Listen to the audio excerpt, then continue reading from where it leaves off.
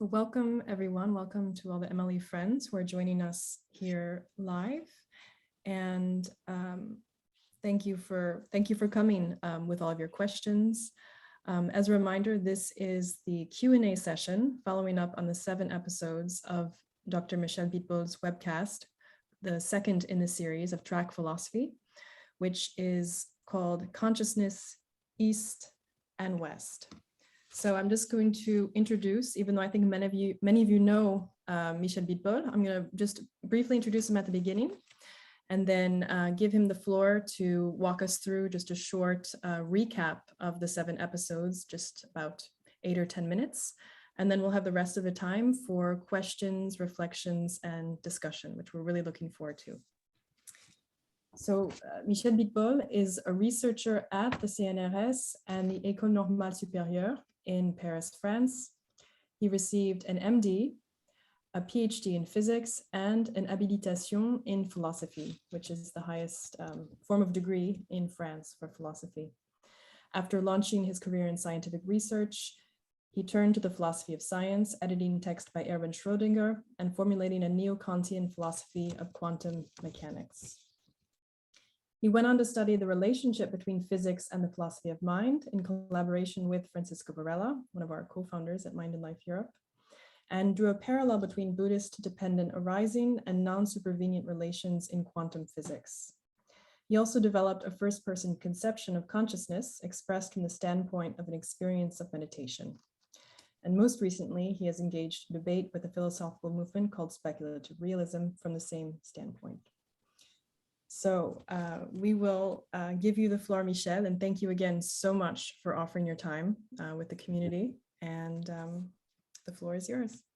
Okay, thank you very much, Joanna.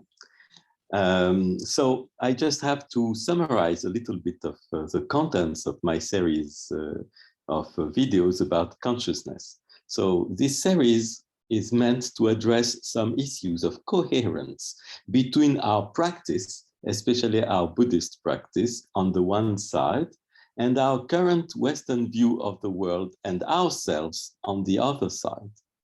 The 2 major issues I see are the following. Firstly, is the dominant Western view of consciousness as an emergent new feature at some moment of a cosmic history of material processes credible at all? Secondly, is this materialist view of consciousness compatible with the existential meaning Buddhist thinkers ascribe to the practice of meditation? In particular, is this materialist view compatible with the soteriological meaning Buddhists ascribe to the fruit of any such practice, whatever the name one gives to it? Be it awakening, satori in Japanese, nirvana in Sanskrit, and so on. The reason why I address the 2 questions jointly in this series is that I think they cannot be dissociated from one another. If the materialist view of consciousness is credible, and if it can even be proved, say experimentally at some point, then the meaning of meditative practice reduces to some neural training for increasing well-being, and that's all. It can no longer be that of a path leading us to coincide with the nature of reality, which is the most ambitious ideal of the Buddhist practice. Conversely, if one gets even a glimpse on the kind of non-dual state of the mind, which is the horizon of meditative practice, then the materialist view of consciousness is immediately seen to be misleading or even wrong. Why? Because in this case, one immediately realizes that consciousness comes first. The act of consciousness that consists in believing in a materialist view of consciousness is still an act of consciousness. So consciousness comes first. Consciousness is more primarily present than any of its objects of attention, including the material bodies we see and manipulate. In other terms, one immediately realizes that the mirror-like clarity of consciousness is a precondition, a prerequisite for any of its so-called reflections to appear. Moreover, one then understands the mental mechanisms of our wrongly endowing the visible and tangible objects of our attention with a substantial existence. The mechanism of such misguidance is simple and well known. We are so focused on visible and tangible objects as a potential satisfaction of our desires and needs that we give an ontological priority to those objects under focus, and that we tend to overlook the origin of focusing, which is nothing else than present consciousness.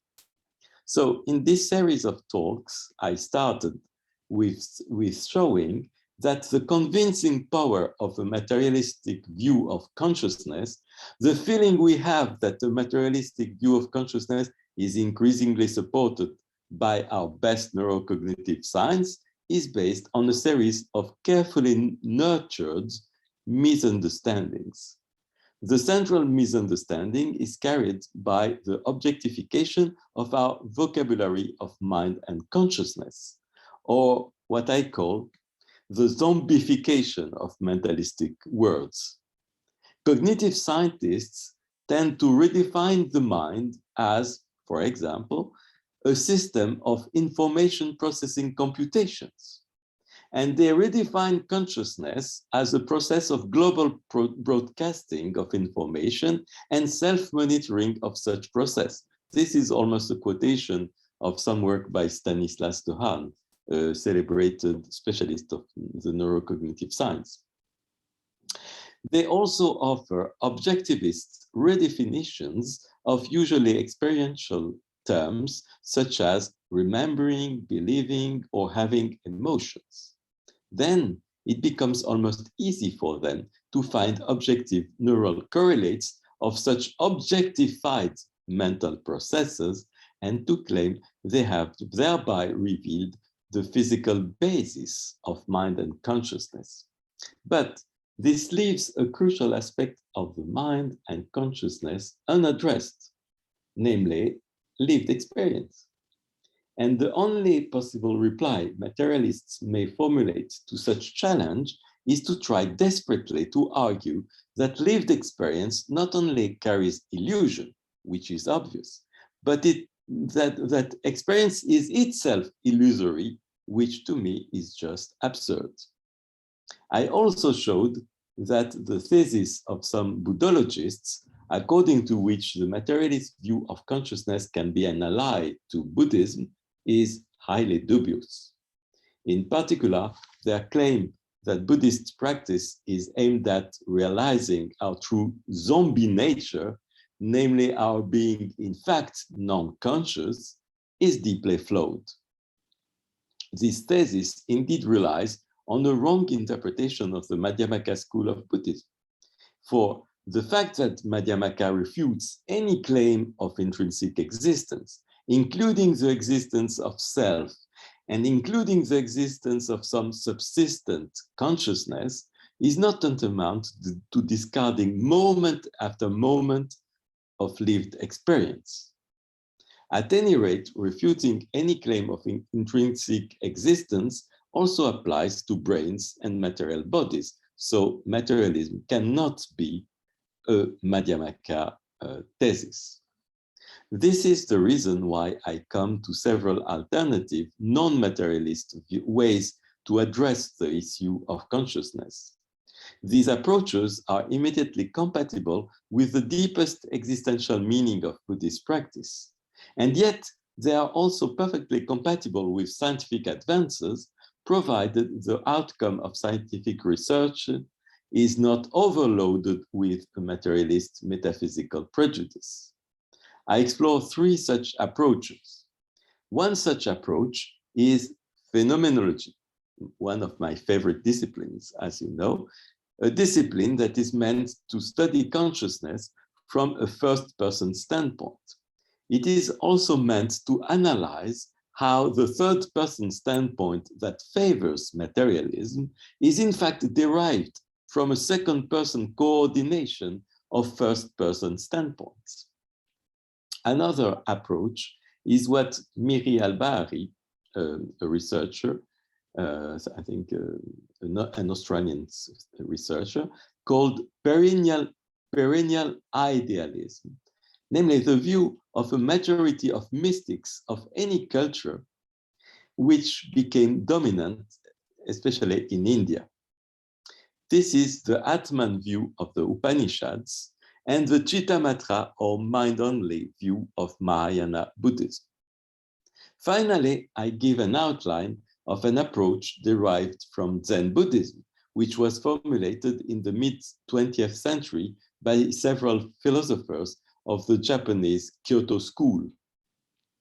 These philosophers looked for ways of naming what they call the unobjectifiable self-awakening prior to any opposition between subject and object. They first used the expression pure experience, which was borrowed from William James, and then they relinquished even this expression, pure expression, in favor of just a vacant place, a space, or even absolute nothingness. Because to them, experience was still too, subjectivist-like or subject connotated. Whereas place or absolute nothingness is neutral. It's neither on the side of the subject nor on the side of the object. So there is a good prospect of making Buddhism and cognitive neuroscience compatible with all these alternative positions. But as you see, this compatibility will not be in terms imposed by our object-oriented materialist prejudice. Thank you for your attention. Thank you very much, Michel, for your great summary and also for all the 7 lectures that you gave and that where you elaborated all these points in greater details. This Q&A session today is really about our friends here, about our community, the Emily Friends community, who have already watched your talks and who have now the chance to ask questions from you. So I'm now turning to you all here as it's a very friendly and intimate atmosphere. Just please feel free to share your question, raise your hand, or indicate your intention in the chat, however you would like to approach Michel with any question you may have. So I'm now turning to you all to give you the opportunity to have a proper dialogue with Michel about his talks. Ruben first. So, thanks, Gabor, and thanks, Michel, and everyone for this wonderful series of lectures. I have many questions, but just to start with one, to Michel, it seems to me that within like the Western tradition, as you say, there's phenomenology, there's many like areas, there's many sources where we could draw on to enrich this perspective you're offering. And would you say there's kind of a need to recollect or remember or put more stress in all of these kind of traditions within mind and life? Sort of, isn't there like, hasn't there been some kind of dominance of neuroscientific kind of ethos in mind and life? Or I mean, what's your view on this?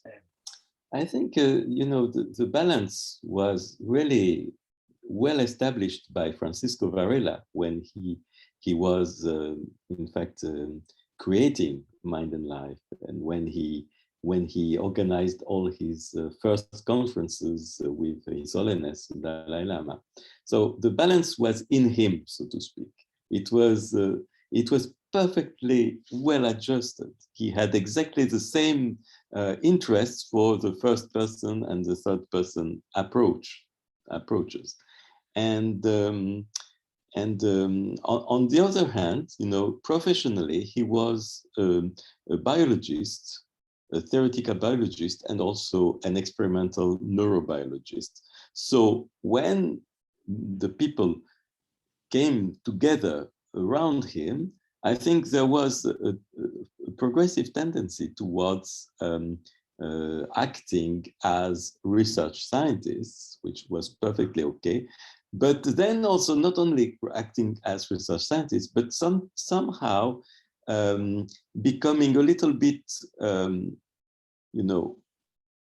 ambiguous about the adoption of the usual prejudice that comes with scientific research, and which is not to be equated to research, of course, but which is an old metaphysical prejudice that comes from, in fact, Aristotle. Okay, the substance that is underlying any appearance, this idea, and that scientific research is meant to go beyond the veil of appearances and find out the true subsistent, intrinsically existent substance. So this philosophical metaphysical prejudice was carried almost unconsciously by many of the scientists who came into the program, the research program of Francisco Varela. And progressively, I think there was an imbalance that came about in the 2000s. But now I think I have the feeling that, especially in Mind and Life Europe, the balance is progressively reestablished, and that an equal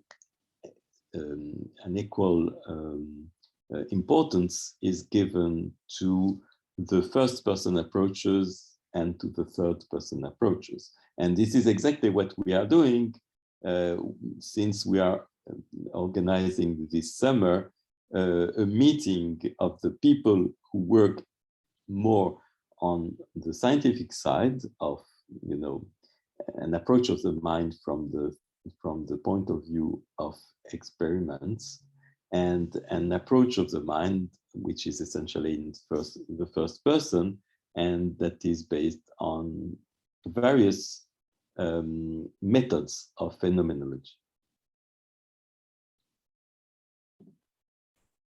While waiting for some others, Ruben, I may invite you to ask another question because you mentioned you have more. So please feel free to share another one.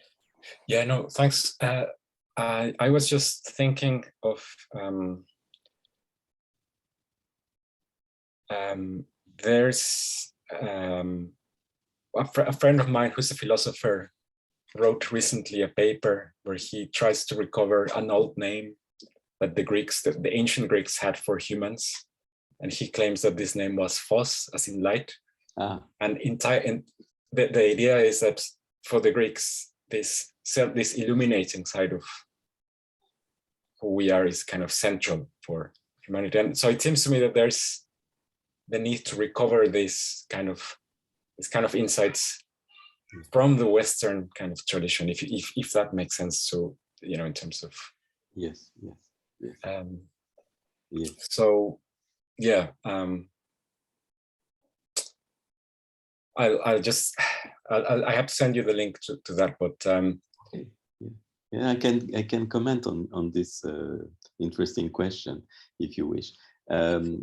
First, I didn't know about the fact that in ancient Greek, the name for humans was phos, namely light.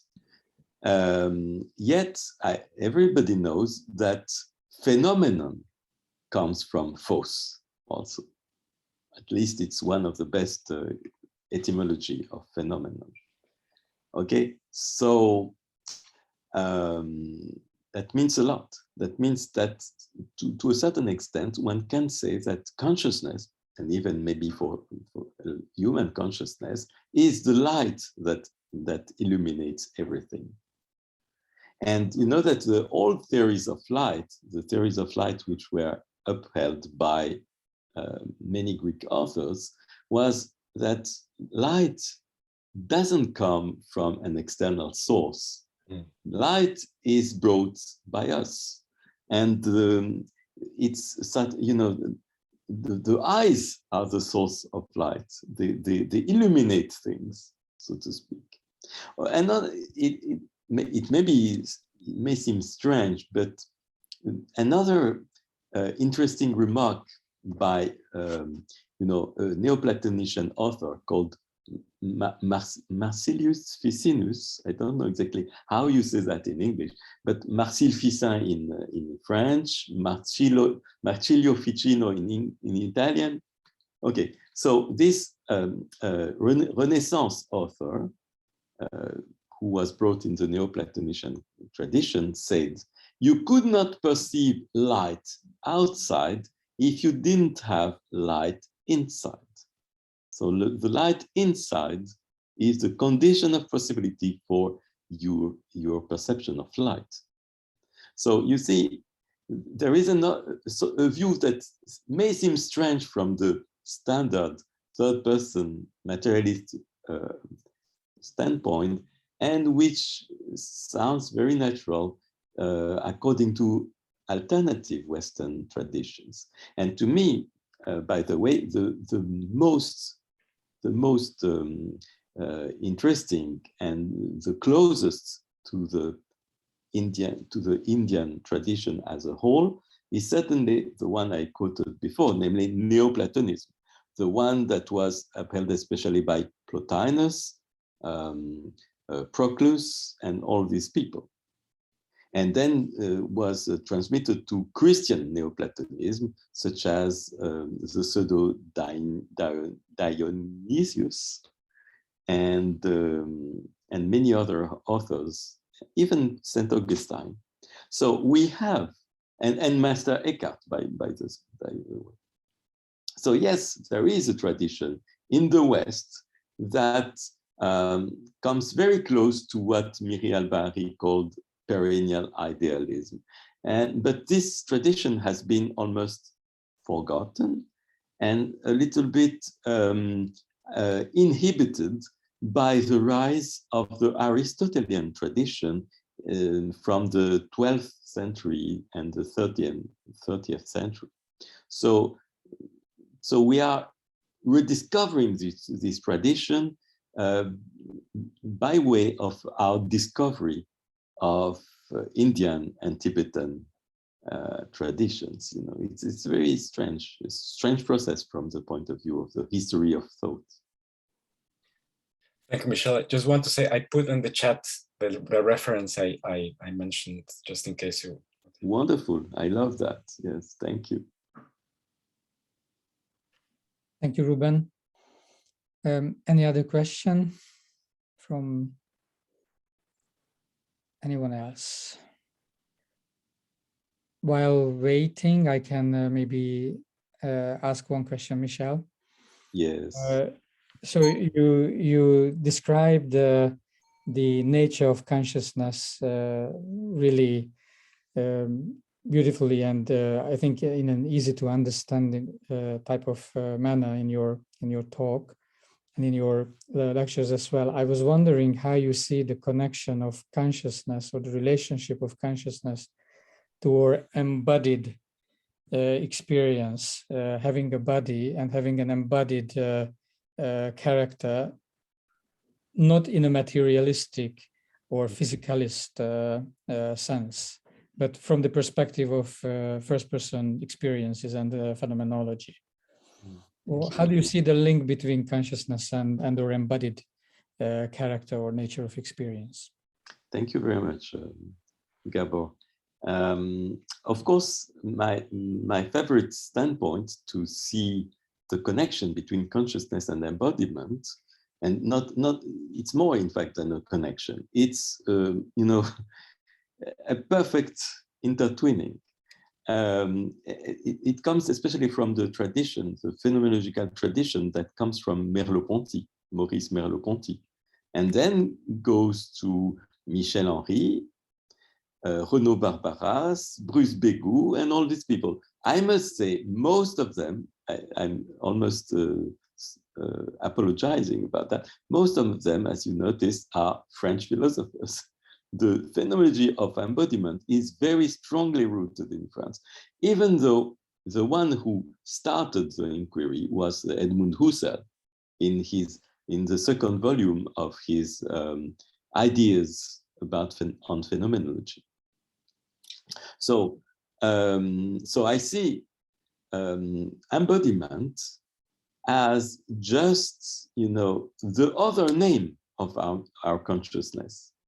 Our consciousness comes with embodiment. There is no way to separate the two. There is a way to separate consciousness from our body seen as an object. This is clear, but not from, you know, the sense of being embodied. And this is exactly what Maurice Merleau-Ponty insisted upon. You have to distinguish two senses of body. Body as an object, and we can take our own body sometimes as an object. You know, I can say, oh, here is my hand, and my hand here comes as an object. It comes as an object only partially, however, because my hand that I can see as an object and I can touch as if it were an object has a strange property. It is not only touched or seen, but it is touching, it is sensing. And therefore, I suddenly realize that I am embedded in, you know, in an environment which I call my flesh or my own body, an environment that has a sort of reversibility, of being both capable of being taken as an object and taking other things as objects. So the almost naive discovery of Maurice Merleau-Ponty is that the world in which we are immersed is a world of absolute or perfect reversibility between the property of being objectified and being objectifying, of sensing and being sensed.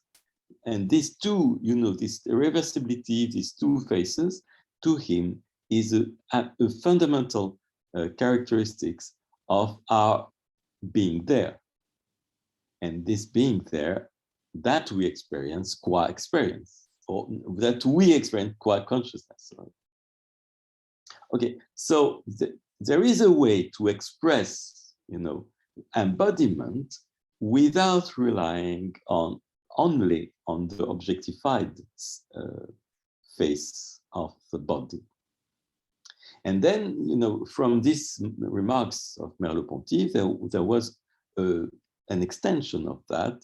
Then there was, you know, Merleau-Ponty's Visible and Invisible, where he said, since we experience the reversibility of our flesh, this reversibility is not only a feature of our body, it's a feature of the world as a whole. And he called that the flesh of the world. Then there was, you know, Renaud Barbaras, who invented what he called a cosmo-phenomenology, not only a phenomenology of the body, but a phenomenology of the world as a whole. And he just extended this intuition of Maurice Merleau-Ponty that being embodied is being embedded or belonging to a wider environment that we call the world, but that we sometimes mistake for a big object. But this is a mistake. according to a phenomenologist. No. So here is a way to say deal with our sense that we are embodied in a phenomenological framework and not only in a purely objectivistic framework. Thank you, Michel. May I then turn to the second part of this question, because these two parts are strongly linked. You mentioned these soteriological aspirations of Buddhism in terms of cultivating consciousness and of course practice, meditation practice as such. So we do have a purpose to reach enlightenment or nirvana in a very specific way. How do you see this aspiration, this soteriological aspiration, in the context of embodiment? In many spiritual circles, we find aspirations which focus on dissociating consciousness from the embodied experience. But for us, understanding consciousness as embodied and embodiment as conscious, how can we understand the embodied aspect of or soteriological aspirations? Yes, it is a very deep and difficult question. But first of all, just some historical remarks again, because it's nice to have some references. You know that, for instance, in Neoplatonism, the final aim of the practitioner was to get rid with the body. But, Plotinus also said something amazing, and I think it can apply also to Buddhist practice and meditation. He said, in order to get rid with the body, we have to be exquisitely familiar with it. We have to sense the sense of our embodiment in order to detach from our body. So the two things seems to be highly and deeply connected. In order to get rid, but maybe get rid is a little bit too much, But according to Neoplatonists, it was this extreme. But okay, in order to not to be completely, absorbed with the needs of our body, with the heaviness of our embodiment, we have to pay an exquisite attention to it. We have to be completely aware every split second of what our body is doing and being. And this, I think, is very close to most, most practices of India and Tibet, such as yoga and tantric practices and so on. The aim is not to become a sort of, the aim of that is not to become a sort of idolatric adoration of the body, of one's own body, It's rather to know it in order not to be the slave of it. Maybe it's just an attempt, but maybe you have other ideas to share with us, Gabor. Thank you, Michel. We will probably have time for further exchanges on this question. I'm turning to Murillo now, and then after him, Vishwapani. So first, Murillo, please. Okay. Hello. Thanks, everyone, and thanks, Michel, for the series. It was a lot of material condensed in these videos. I'm not a philosopher, and I feel like I gained a lot by watching them. I'm thinking here as someone who is trying to become a scientist, and a scientist of cognition and behavior. If this question is not pertinent, then please say so. If I don't want to be naive and talk about consciousness in dualistic terms, and I don't want to be a reductionist. So if I want to start from these premises that you presented, what changes do you think a cognitive scientist or a behavioral scientist would have to do in in the practice of doing research about cognitive processes and behavior. So the question is, how do I buy some of it and take it home, right? How do I, what changes do I do? So I'm interested in the philosophical discussions, but I'm also interested in how can these discussions inform empirical work. Yeah. Thank you. Have something to say about it. Thank you for your question. Yeah. Well, I think Francisco Varela raised exactly this question because he was both interested in neuroscience and he was deeply,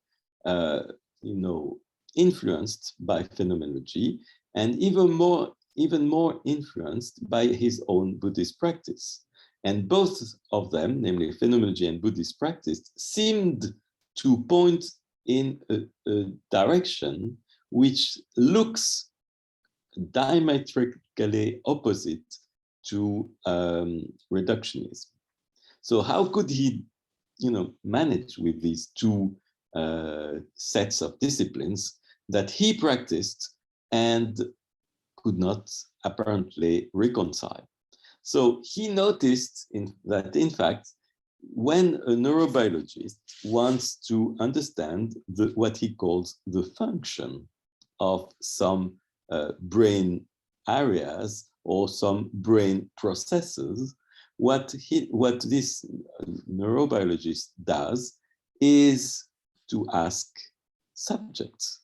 He asks, or she asks the subjects, what do you feel when I stimulate this area? And what do you feel? What is the intensity of your pain? What is the intensity of your emotion? Things like that, questions of this type. And only by doing that can the function of the brain areas or processes be made precise and unveiled. So he said, okay, but then the questions I used to ask to subjects are usually very poor, just can you see something? Yes, no. Or can you hear something? Yes, no. Things like that. What if I pay full attention to the experience of this subject? What if I try to use rigorous methods in order to explore the lived experience of the subject and correlate it with much more accuracy with the brain correlates of these experiential reports? So he noticed that the more he went on, the more he paid attention to the lived experience of subjects, and the less he was exclusive about, the purely objective data. And by doing that, he noticed also that there was a change of attitude. Namely, not only did he improve the methods for ascribing functions to brain areas or processes, but also he completely changed his attitude towards the so-called hard problem of the physical origin of consciousness. He realized that when you pay equal attention to the objective and subjective sides of the mental processes, then you establish a balance in yourself. And you no longer think that the objective side is necessarily the foundation or the cause of the subjective side. You have what he called a triangulated approach, an approach from two directions towards the mental processes. And no one of these directions is more fundamental than the other. So he changed the method, and he changed the feeling, the intuition he had of the mental processes. So I think he both improved his research and was recognized as one of the best neurobiologists of his time, and changed his philosophy.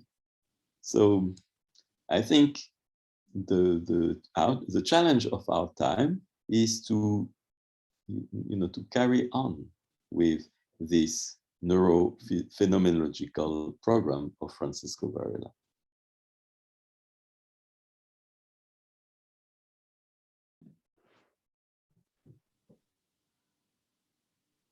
Murillo, would you like to add anything?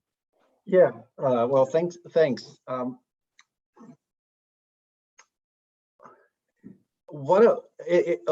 If we don't want to be reductionist and say things like consciousness is produced by the brain, right?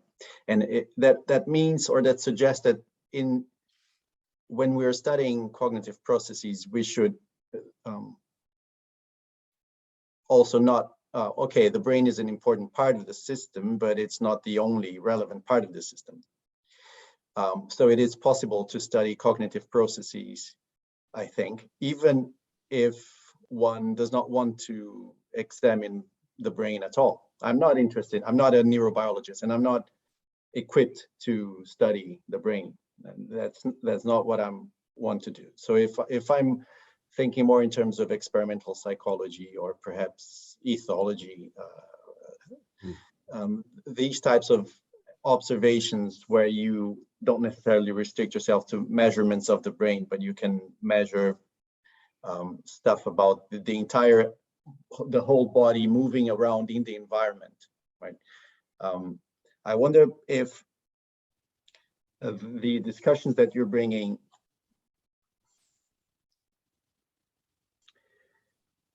well, perhaps would you like to add anything about the implications or the implications of such views to studies outside of neurobiology, for example, other strands of psychology? Yeah, okay, you are right. Yeah, I think it's an important point also. It's that, since the advent of I would say, almost the obsession for neurobiology, there was a neglect of cognitive psychology and cognitive and the developmental psychology. For instance, I noticed with amazement that, for instance, when Antonio Damasio said he had demonstrated by his neurobiological studies that you cannot subtract the emotive part from the cognitive processes, it looked like it was an absolute novelty, and people were almost in admiration. They said, finally, someone says what we know, namely that you cannot improve, for instance, the cognitive abilities of a child without love, without motivation, without all these emotive, incentives. And but this was already clear from past studies in developmental and cognitive psychology. It was not a discovery. It was just a translation in neurobiological terms of something that was well known before.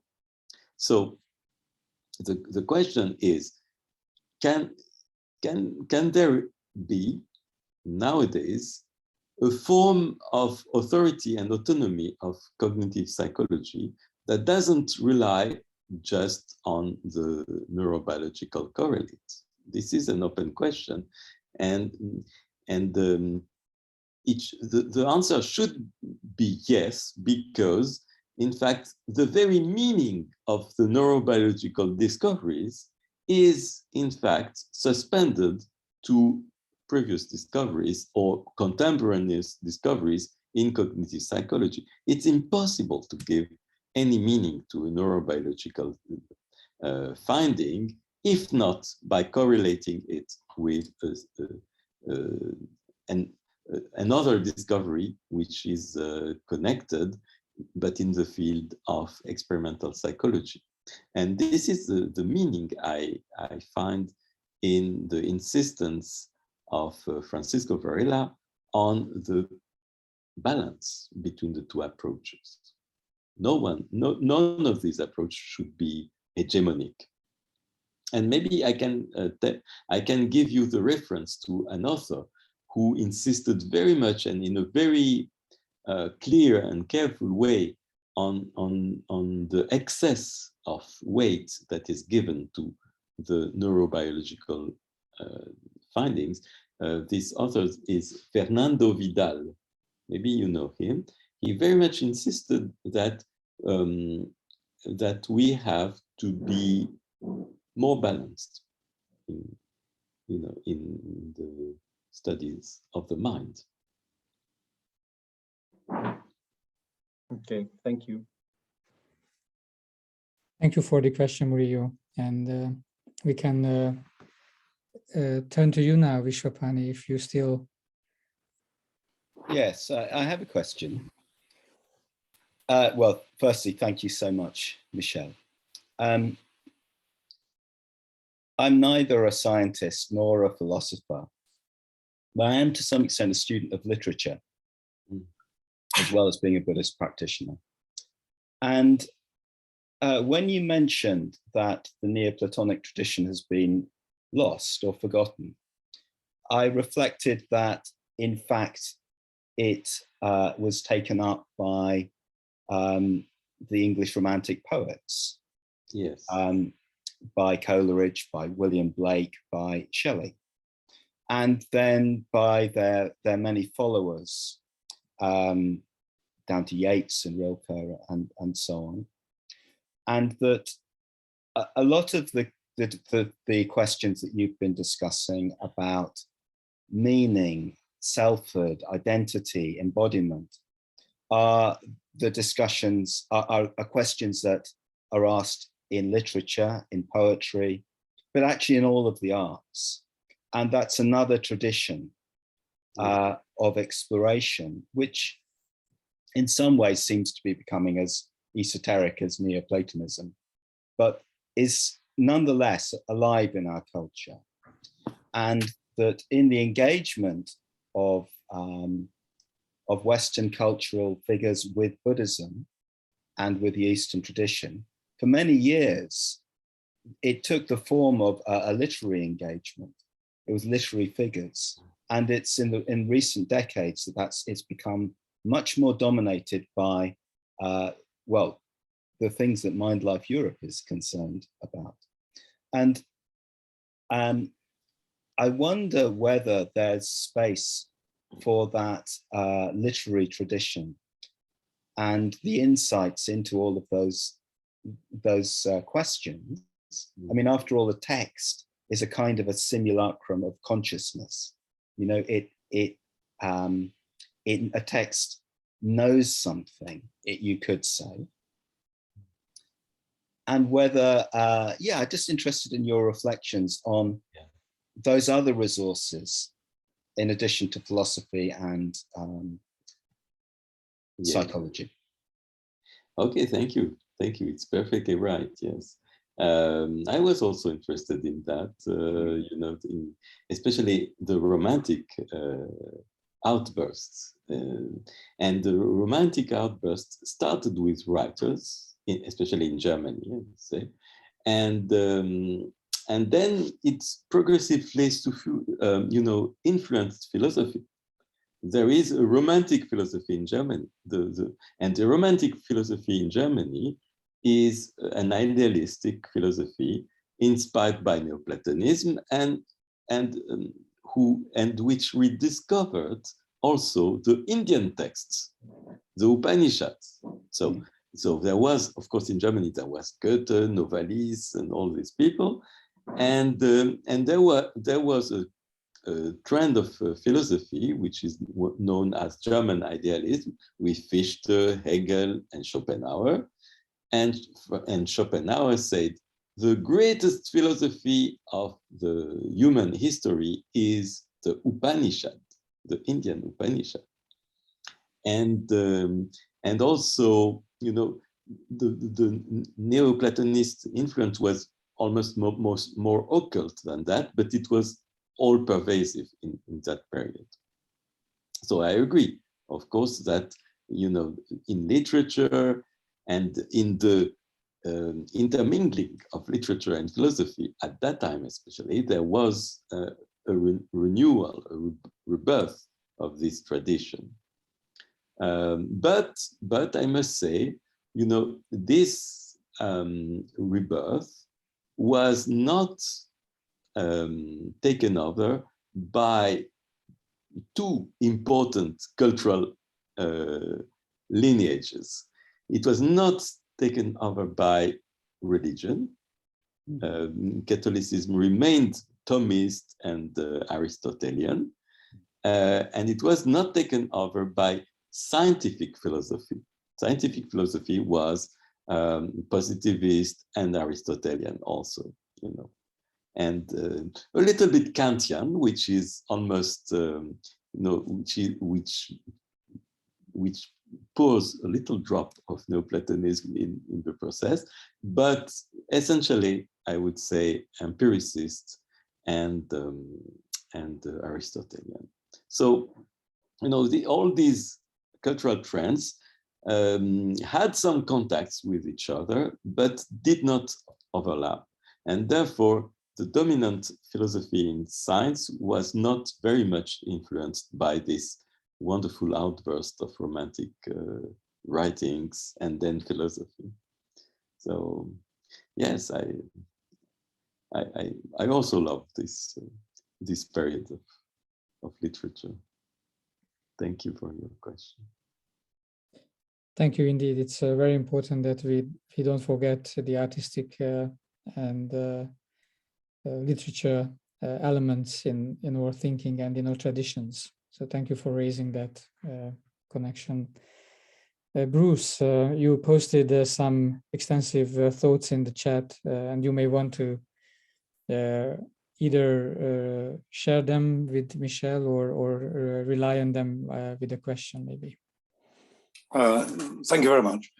As I said earlier, thank you very much to Mind and Life Europe for arranging this wonderful series of discourses, and thank you, Michel, for a quite exceptional series of webcasts, which I've watched more than once and find quite fascinating. On a personal level, the opportunity to talk to you face to face over the table has not occurred since 2018 in Cortona Friends in Todi and the ESRI in Germany. So it is nice to be able to speak to you again. Interestingly, perhaps leading on just from the last comment there are points about our conceptualizations that in relation to experience that I would like to explore with you. Firstly, anybody who is fortunate enough to have had a non-dual experience as I have will understand or will appreciate that within the non-dual experience, when the self has fallen away, there are no reference points. The reference and the ability to discuss it afterwards, to describe it, or to lead somebody else to having the same experience are conceptualizations which occur after the event. And conceptualizations are at different levels. Perhaps the closest to the experience is the symbolic conceptualizations that we see in practices which have the opportunity of leading an individual to experience the same experience as we've had before. And this is very much what Buddhist meditation practices and a number of other practices, including shamanic ceremonies, mindfulness, which is essentially a ceremony designed to lead the mind in the direction of experience. And what happens in my view is that after somebody has had an experience, they attempt to conceptualize it, usually in the form of the way that they reach the experience. So somebody who has reached the experience through a particular religious practice, spiritual practice, tends to describe it in those terms. Consequently, we have different wisdom traditions, including science, talking about the same experience, but misunderstanding each other because they are actually finding the conceptualization of another wisdom tradition confusing. So we finish up discussing, and the more we devolve down to something like language, which is more limiting on the experience, the more we find the difficulty in actually exchanging or reaching a consensus on the actual experience, which both traditions have experienced. So I would just say that in answer to the other. The point that I wanted to talk about a little bit as well is that a lot of assumptions have been made about the modern cognitive science, neuroscience, which has developed out of behaviorism from the 1920s. And of course, what has been lost over most of the last century is the views of people like William James, who you mentioned, with radical empiricism, Wundt, and perhaps Husserl as well. We need to remember that about 150 years ago, psychology was developing out of various philosophical streams.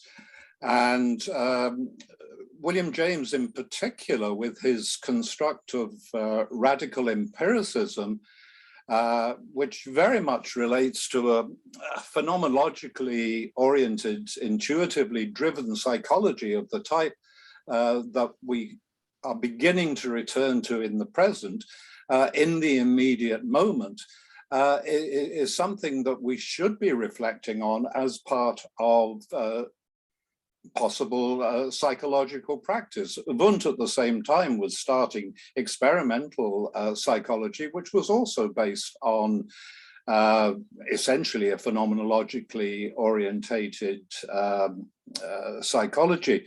And in fact, James, way back in 1890, was a critic of the reductionist and materialist theories that dominated psychology at the time, and an advocate of the interdependence of mind and body. And his view, and I think this is an important one, which is not completely accepted at the moment, was that consciousness is not an entity, it is not a thing, it's a process. He described it as an ever-changing stream, and this reflects on something that had been quoted in the Abhidharma from the Buddha from 1,000 years before, that this is a stream of consciousness continually changing. And so this, what James then focused on was a psychology of consciousness, was the object in the center of the field of attention in the present moment. And what he found at the center of attention was an object that appeared to have continuity from moment to moment, yet was embedded in a constantly changing stream of consciousness. And he used the phrase, the specious present, to describe the fact that while nothing ever happens to us except in the immediate moment, yet as the moment flows continually onward, it always bears some mark of both the past and the future with it. So radical empiricism, which you have mentioned as a basis of the Japanese theories, is actually a theory of knowledge and a metaphysical theory of being, based on pragmatism, very similar to Husserl's, and the principle of pure experience. And it contends, and this is the interesting point when we come to conceptualize and discuss our experiences, that the relations between things are at least as real as the things themselves, and their function is real. And so his factual statement is that experience is not simply a stream of data, but a complex process that is full of meaning. And objects are seen in terms of what they mean, resulting in causal connections between phenomena. And so experience is both content and reference. And James concluded that experience is full of connections and that these connections are part of what is actually experienced. So this gives us a way forward for a modern psychology, a world, a mosaic of diverse experiences. If we come forward, we would actually consider complexity theory in these, in which there are emergent properties, but we can never be, the stream can never be halted for an entirely objective analysis. And therefore, modern psychological science needs to adjust and move towards this, as of course Francisco Varela did. So moving on again from that, I note that this resonates with Husserl's phenomenological method of the epoche, which suspends judgment about an object, meanwhile contemplating the object as immediately lived experience without labels, and also with the Buddhist insight meditation practices. And I'm sorry, I've gone on for a long time there, but when we bring that up to date to the work of Gregory Bateson, Maturana, and Varela in the Santiago theory, again, we are brought up to date identifying cognition, the process of knowing, and the mind as a process which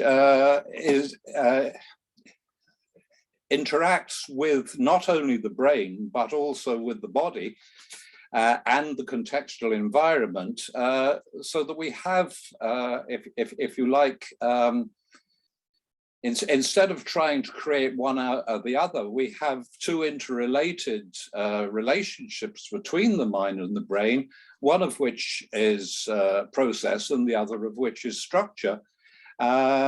And it is the entire embodied organism that actually is the structure which interacts inactively with the mind. Sorry for a very long-winded discussion, but I did want to bring out James's radical empiricism and the thought that the mind is a process rather than an entity, and that the embodied brain is a structure, and that these are two sides of a coin, and modern science's attempts to derive one from the other is probably fallacious, but if one wants to go forward with the sort of scientific research that was talked about earlier, one needs to actually embrace that these are two sides of a coin. And thank you once again, Michel, for your wonderful series of webcasts, which gave me an opportunity to think about this whole area. Thank you very much. Yes, of course, I love, as you do, the work on radical empiricism of William James. I must say, when I discovered it long ago, I was struck that by discovering his work on radical empiricism, I was finally, closer to the true secret of the world. I thought finally someone has understood the essential point about, what there is. So there are several aspects of William James that I love. One of them is his insistence that the correlation between brain processes and mental processes doesn't mean that one is the cause of the other. One can be the trigger of the other, he said, in a work on immortality that you may know.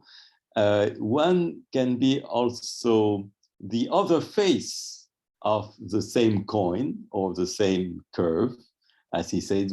He said that the mind and the brain can be like the concave and the convex side of the same surface or curve, you know. So he tried to list a whole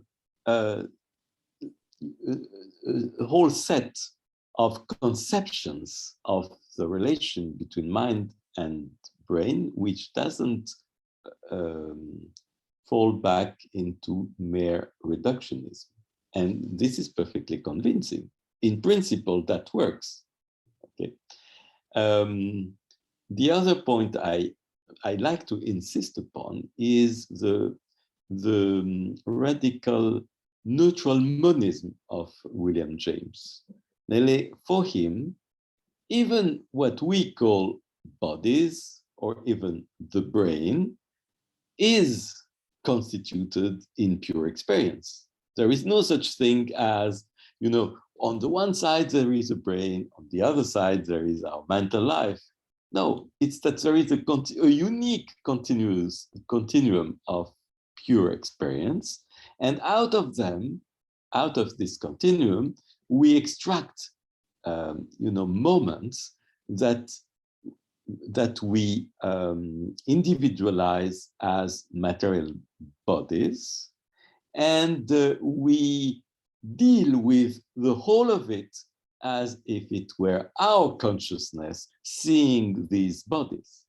So what is very crucial I think in radical empiricism is that, as he said, I quote William James, pure experience is the stuff of the world, full stop. And therefore, bodies, brains, and so on are aspects of this experience. Yeah. So this is a very radical part of William James' approach. And then all you have said, I think, should be understood in the light of this radical neutral monism. And in this case, I entirely agree on everything you said and everything William James said. Yes. Thank you very much. You're very kind. You're very kind. Thank you, Bruce, for bringing William James and radical empirist perspective to the discussion and extending the conceptual framework of our topic today. I'm looking around in the room. If any of you would still like to comment, make a comment, or ask a question from Michel, these are probably just the final few minutes. Yes, Toria. Yes, hello everyone, and thank you, Michel. I just love listening to you and this discussion. I find it so helpful. I come from the Tibetan Buddhist kind of background of about 40 years now, and I've become more and more radical and kind of breaking away from a kind of fixed mindset that sometimes occurs within people involved with Tibetan Buddhism. And so I really liked what Ruben said, that can we have more from the Western tradition? And I particularly liked reading the work of Father Francis Tiso, that it just opened me up. And I'm not a scholarly person. I even struggle speaking, actually. But I have an ability, I think, of because of my sort of Dzogchen training, of on occasions entering a non-dual experience. And so my question really is, in that non-dual state, and sometimes these states, it's like they happen just like a parting of a veil, and it's the most natural thing in the world. And I'm not making any effort, just something opens up, and they're all very, very, very different. No two are the same. But what I've noticed is, in particular, on one occasion of entering just a vast, absolutely, and vast open state of mind, that came with a sense of total liberation, and a kind of just a feeling of ecstasy. So my question is, where is that feeling of the bliss, the body feeling of love, of utter joy coming? Because it's a feeling, and I wondered if you could speak about that. Well, see, looking for the origin of such feeling is maybe a feature of the post-meditative mind, or the post-state of non-dual awareness mind. When you feel it, and I must say, well, I think I'm much less advanced as you are in practice, but in a few very short occasions, I had something like that, and I said, oh, no, I said nothing, in fact, but now I can say something, and at that moment there was no sense that I had that something was missing, namely no sense that an explanation was missing. I didn't need any explanation. Explanations is a feature of dissatisfaction, of something that is missing. And in that state, nothing is missing. There is everything. And therefore, any attempt at explaining that, be it, some neurobiologists would say, okay, I know this is, they would maybe try to correlate this state with some state of the amygdala or some state of hyperexcitation of the whole of the cortex and so on. And I would say, oh, okay, it's correlated with that. And I would say also, and so what? Is it so important that this state is correlated with such and such state of the brain? And is this correlation tantamount to finding an origin of this state, or is it something else than an origin? So explaining this state to me is, well, it's not something that I would need personally, because it is in this state that we realize the real origin of the feeling that we need explanations. No. So this state is much more fundamental than any need for explanation. Yes. I don't know if you see or if you agree with. I see the sense of that, and of course, the ego then kicks, the sense of self kicks in and wants to know why and how can it have more and all that sort of stuff. And in Tibetan Buddhism, you're very much warned of going along that sort of line. Absolutely. Yes, I guess I did wonder, is it the amygdala, or what is it? What part of my body is functioning? If I was put in one of those machines and I suddenly had this experience, what they would discover. But I absolutely agree with you. It's perhaps for scientific exploration, it's a value, but for just being, it's of not really much value. So thank you.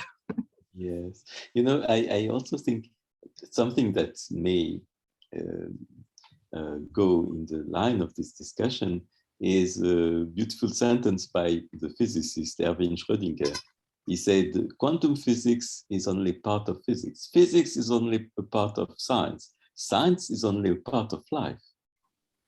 So life is broader than science. It doesn't mean that it eliminates that. It's a wonderful thing, science. Yes. But life is broader than that.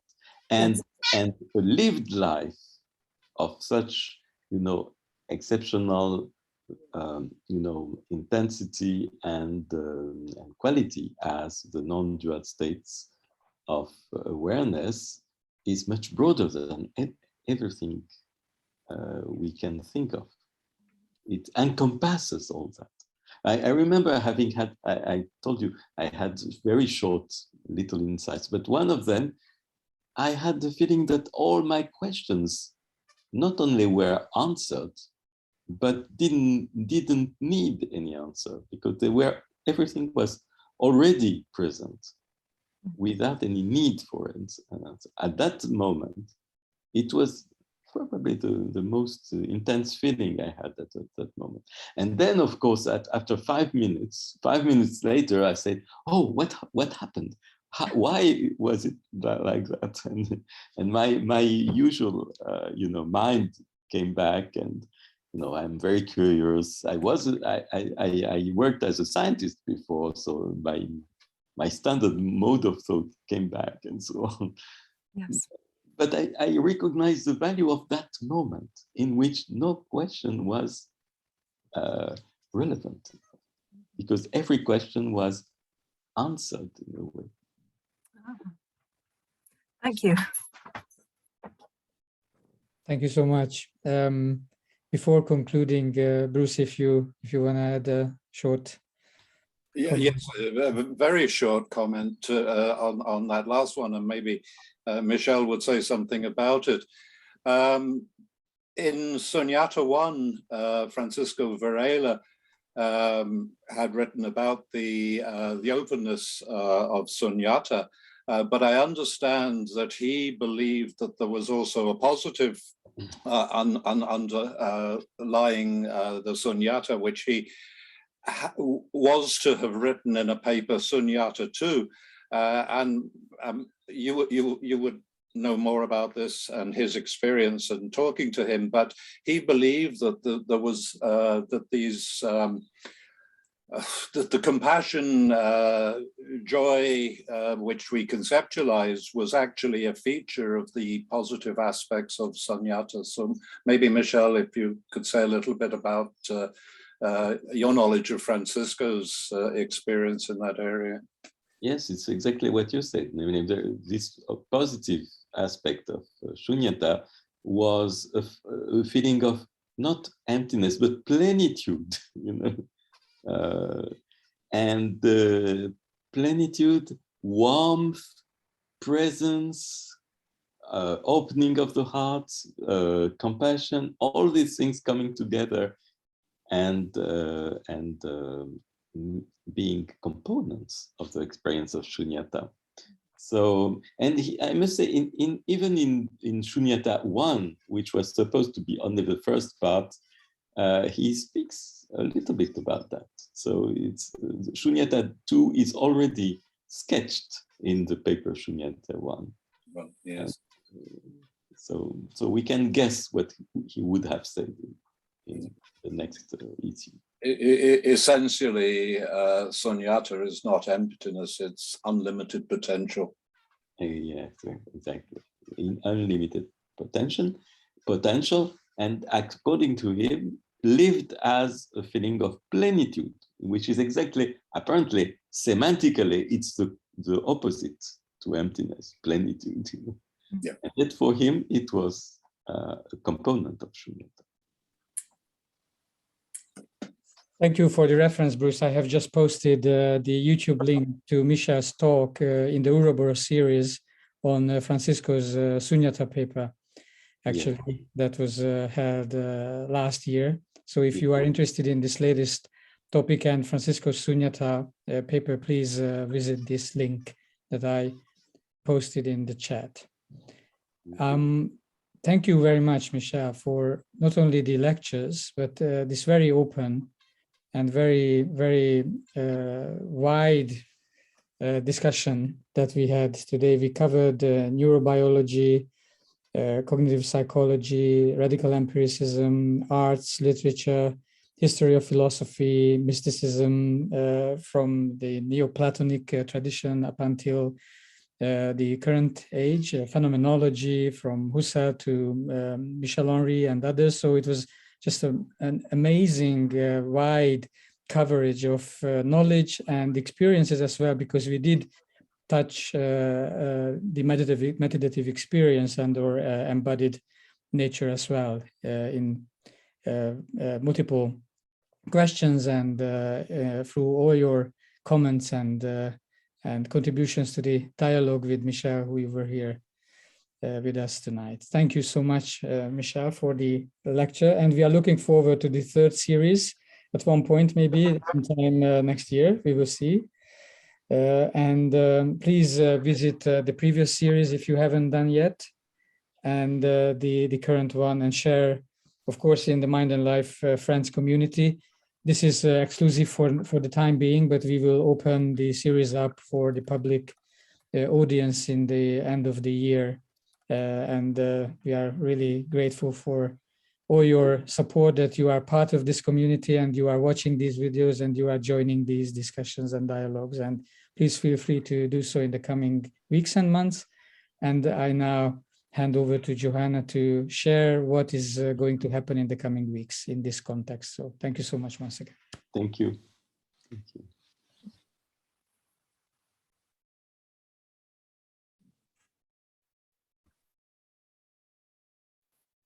Just waiting for our slide to come up. Here we are. And thank you so much. I just want to join my voice with Gabor's. Thank you, Michel, for your always clear, always incisive, and always very generous way of dialoguing with us. So thank you so much. And so we have a couple of events still coming up in the month of April. You're all invited. So next Wednesday on April 20th, we're having a very special small format, very intimate format talk with Tsoknyi Rinpoche. It's part of our Francisco and Friends series. And so he'll be sharing really some of his experiences and impressions of Francisco and the aspects of life, work, and Dharma. So the talk will be called Francisco Integrating Life, Work, and Dharma. And please note that it's at 4 p.m. Central European Summer Time. It's a bit earlier than our usual talks because Rinpoche will be offering the talk from Nepal. So it'll be a bit later in his time. So we really hope you can join us, and please spread the word for anyone who follows Rinpoche's work and anyone who might be interested. This is a public talk. Anyone is welcome. And then exclusively for Emily Friends, at the end of the month, we have a talk by one of our association members, Dr. Luisa Damiano. And so she'll be giving a talk on some of her most recent research on social robotics, on the edges of brain, body, and environment. And so that'll be the last Wednesday of April, back to our usual time at 6 p.m. Central European Summertime. So please feel free to sign up for both of those Zoom meetings, and we look forward to seeing you all very, very soon. And thanks again to all of you for coming, and thanks again to Michel. Thank you. Bye. Bye-bye. Thank you. Thank you very much. See you next time.